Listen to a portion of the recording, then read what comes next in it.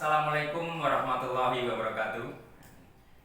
Ketemu lagi dengan saya, Mas B.J. Darjo dari Sukodono.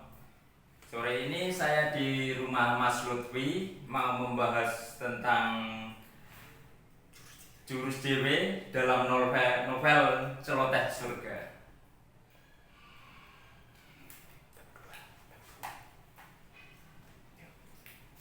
Dan saya akan membacakan bab kedua. Mendung bisa hadir di rumahmu, tak tentu waktu. Panggillah angin agar mengajaknya pergi. Aman, Bi. Aiman berbisik dari samping tangga yang menghubungkan dapur dengan lantai 2. Takut terdengar yang lain. Ya amanlah, Mas.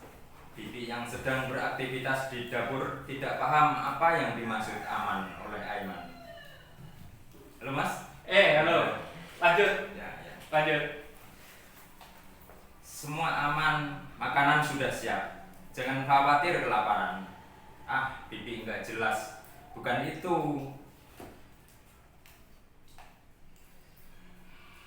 Terus apa, Mas? Alhamdulillah, laundry ramai banyak orderan. Bukan itu, Bi. Terus apa, Mas? Bibi liar. Apa ayah sudah pergi, Bi? Astagfirullah. Kok gitu, Mas? Kenapa emang? Aiman sien. Kenapa takut? Ayah kan baik. Ternyata yang dimaksud aman oleh Aiman adalah saat ayahnya sudah keluar rumah. Apa sebab sampai segitunya? Tahun 2011 adalah awal kebersamaan keluarga itu setelah sebelumnya tinggal berpencar-pencar. Ayah Aiman bertugas di Kendari, Bunda di Makassar, adik-adiknya Farha di Ciamis, Hilmi dan Bian di Bogor. Aiman sendiri di Semarang, bersekolah di Sekolah Alam Aridlo. Intensitas pertemuan relatif jarang, 4 bulan sekali, bahkan kadang 6 bulan. Masalahnya waktu dan waktu. Time is money. Yang rutin mereka lakukan adalah berkomunikasi lewat telepon, nyaris setiap hari. Ketika ayah Aiman dimutasi ke Jakarta, keluarga mereka tinggal di Bandung. Lalu diputuskanlah Bandung sebagai home base setelah sekian lama saling berjauhan. Bandung, Jakarta tak terlalu jauh, dapat ditempuh dalam 1 hari. Sudah habis paragrafnya? Sudah habis yang ini. Oke. Sementara segitu dulu. Lah, terus dari beberapa paragraf bab 2 buku Celoteh Surga, Mas Bici mau tanya apa? Saya mau tanya tentang dialog, Mas. Oke, gimana nih, Mas? Ini dari awal kan banyak dialog, Mas. Dari awal banyak dialog. Dialog pertama itu ada penjelasan siapa yang berbicara. Terus kedua orang itu ada penjelasan ya antara Aiman sama Bibi. Ya. Habis itu nggak ada penjelasan, tapi ini ada yang tidak ada penjelasan itu 1, 2, 3, 4, 5, 6, 7, 8, 9. Ya, sampai 9, Mas. Oke. Dialog. Lah pertanyaannya apa nih? Pertanyaannya dialog meskipun sedikit-sedikit tapi sebanyak itu Gimana? efektif apa gimana? Gitu. Oke, saya menjawabnya supaya pembahasan lebih faktual. Oke, sebelum saya menjawab pertanyaan Mas B.J. Darjo, sahabat saya dari Sukodono Jepara, ini bukunya Celoteh Surga bercerita tentang lahir sampai besarnya anak kesayangan sang penulis, yaitu Mas Aiman. Nah, kali ini Mas B.J. tanya mengenai efektifkah jika dialog itu tidak ada dialog tagnya. Penjelasan dialog apa saja? Jadi dialog Mas Biji, itu kan kalimat langsung dari sang tokoh. Ya. Di sini ada 9 dialog yang tidak ada dialog tagnya. Pertanyaannya adalah efektifkah itu? Ya. Gitu ya. Kalau efektif malah efektif Mas, karena apa? Itu kan irit kata-kata ya. Ya. Kalau efektifnya. Tetapi tepat tidaknya itu yang apa? Tepat tidaknya untuk pembaca itu yang menjadi persoalan. Nah, begini.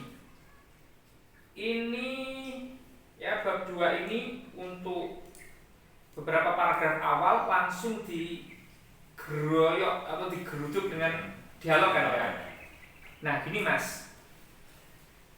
Dialog itu ketika memang hanya terjadi di antara 2 orang dan di situ nggak ada orang lain, maka dialog tag itu tidak perlu ada di semua dialog. Karena di awal tadi kan sudah ada nih dialog tagnya. Ya, yang di awal. Nah, di awal adalah Aiman yang ngomong. Ya. Aman Bi, itu kan Aiman. Bibitnya menjawab, ya aman lah Mas. Bibi yang sedang beraktivitas di dapur tidak paham apa yang dimaksud aman oleh Aiman. Ini kan ada dialog tagnya. Nah, untuk selanjutnya maka lebih efektif jika tanpa dialog tag.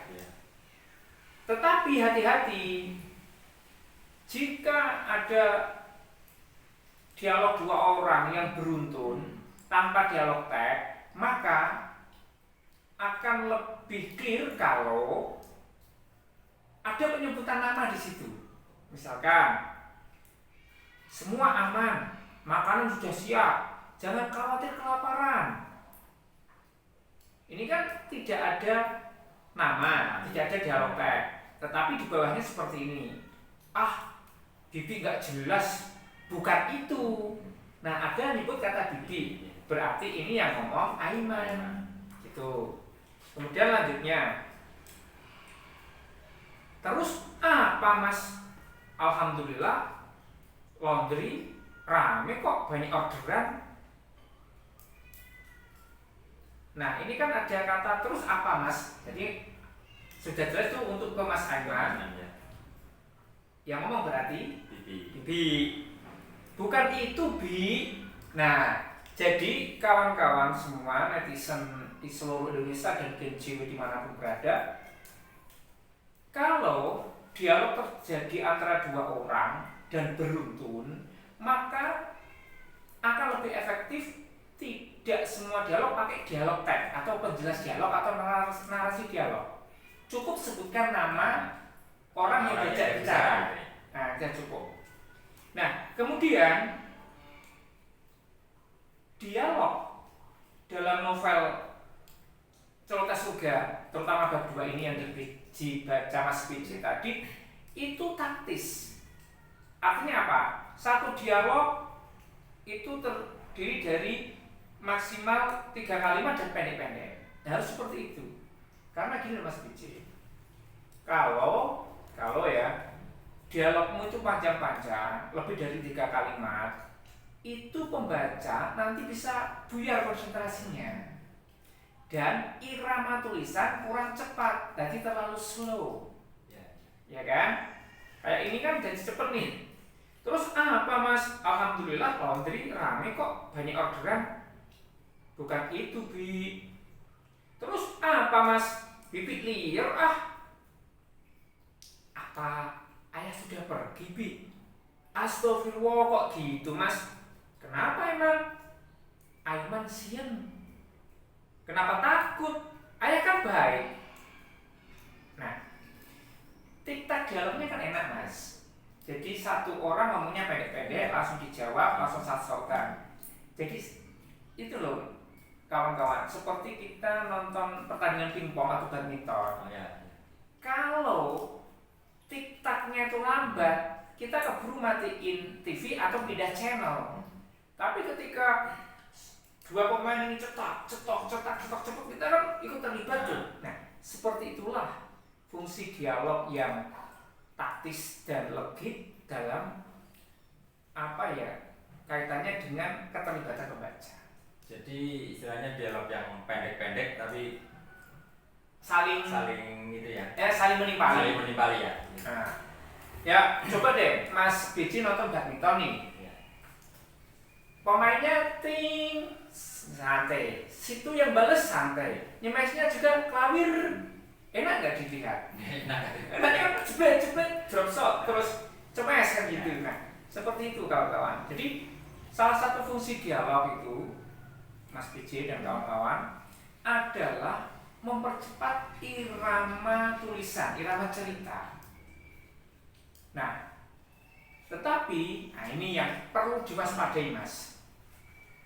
Ketika antara dialog, narasi, deskripsi itu tidak clear, Mas, bercampur aduk, maka kasihan pembaca, dia sulit konsentrasi membaca dan sulit menikmati. Iya, benar itu. Benar kan? Jadi kan banyak tuh novel-novel zaman dulu atau yang di luar JW. Narasi udah panjang, di dalam narasi itu yang masih dalam satu paragraf ada dialognya. Ada titik, ada tanda petik, ada koma, titik dua, tanda petik dalam satu paragraf.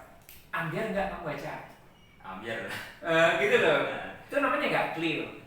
Kemudian dialog itu kan kalimat langsung tokoh.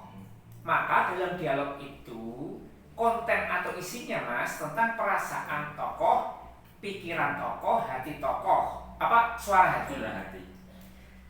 Nah, maka hindari kesalahan ini. Buat narasi yang isinya adalah isi hati tokoh, itu nggak tepat.